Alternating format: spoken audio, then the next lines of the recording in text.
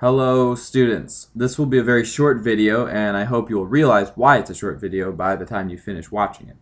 Today we will focus on nihilism.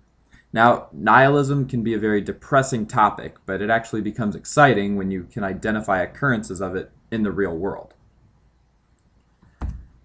Nihilism contends that values are worthless and so nothing can ever be known or communicated.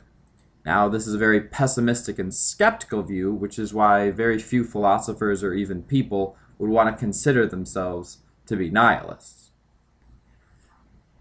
Nihilism was popularized by German philosopher Friedrich Nietzsche. Nietzsche explained that every belief, every considering something true, is necessarily false because there is simply no true world.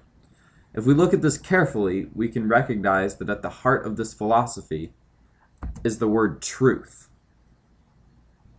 Here, Nietzsche is arguing that there is no absolute truth, no capital T truth. While we may have individual truths that work for us, nihilism argues that no single truth can work for everyone. So I do have an example for you. Two people in North Carolina are standing outside next to each other on a 25-degree day. To the person born and raised in North Carolina, the truth of the weather is that it is cold.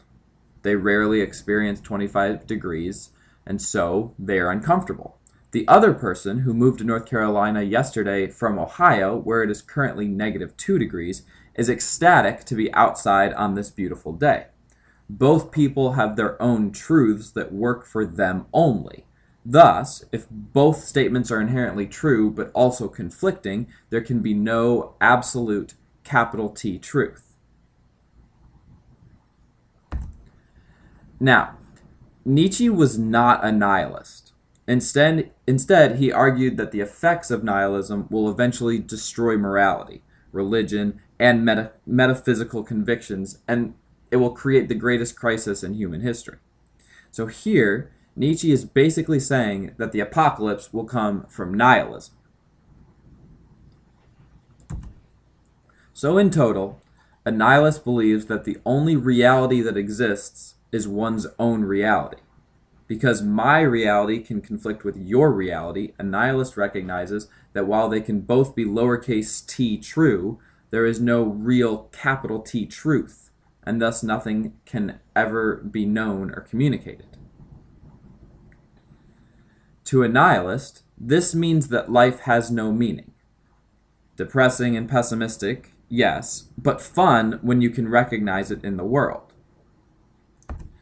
So as we continue to read Shakespeare plays, I want you to look for nihilism. So I do have a few pictures that are funny, but they have nihilistic tendencies.